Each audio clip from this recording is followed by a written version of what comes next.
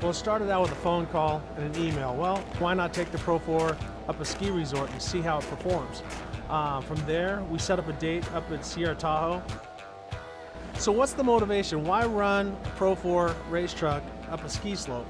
Well, for a couple reasons. One is we want to see what the trucks can do. You know, why does someone climb Mount Everest? Because it's there.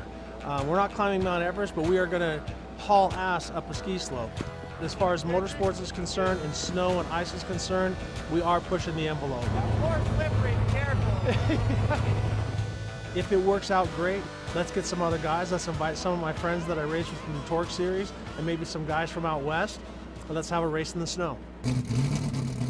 So at first we thought, well, let's go out there and try it with the regular tires. You know, they're opened up. We run them in the mud and all that. I thought, no problem. Well, big surprise. Boom, I buried the thing and it put like a big shock on all of our faces, including mine. Like, maybe this is gonna be a little harder than we anticipated.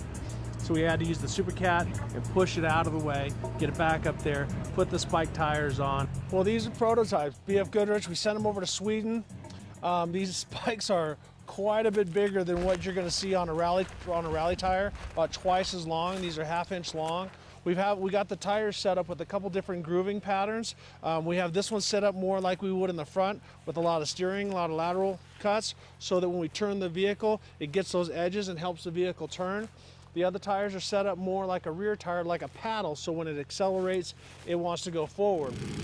Put the spike tires on, and then from there, I could go pretty much anywhere I wanted to go.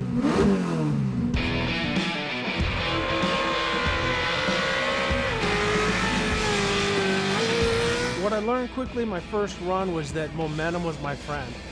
The good thing that I have is I have horsepower and speed. So I got to make sure that I keep the tires spinning, that they're paddles like a paddle wheel, and I just got to get on top of the snow, and I got to keep my momentum up. So I have to plan my turns well in advance. I just can't come right to the edge of the turn and go, because that'll rob my momentum. Next thing you know, I'm going to be stuck or flipping. Like you saw how slow I went up that thing pretty slow. I think in Mount Snow I'm going to friggin' fly.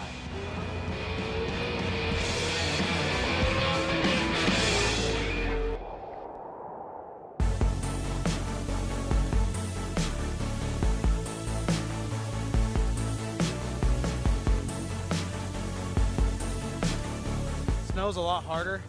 There's not as much powder on the ground, so the truck gets a lot more traction. More traction means it doesn't seem to be as cold. It's not midnight when we're out here testing, so it's nice to be out in, normal people hours, not running on the mountain at 3 o'clock in the morning. The difference between Sierra and Mount Snow is that we're dealing with a lot of different terrain here. We're dealing with slopes that we're climbing, like yard sale, that are twice as steep of anything that we've ever climbed. And I'm looking at it, I'm like, man, that's steep. Because here's the issue. If I do get stuck, I'm in a world of hurt, because it's too steep to turn around. If I get the truck at all sideways, it's just gonna barrel roll. So if I get stuck, I have to just back down the hill, and then backing down something that's steep, anything can happen.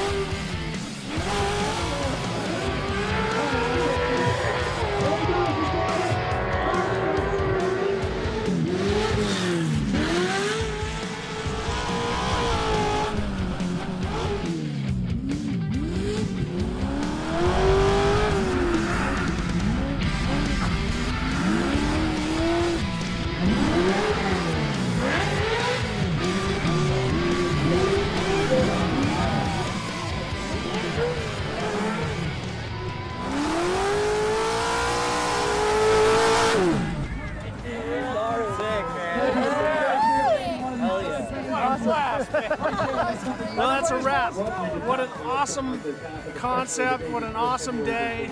As far as climbing up the hills, not a problem. As far as sliding sideways, not a problem. And as far as bite to just go fast straight, they were up under me 100%. So I'm just so stoked with the whole process. And when does a 48-year-old kid get to go play on a bitchin' groomed snow hill all by himself?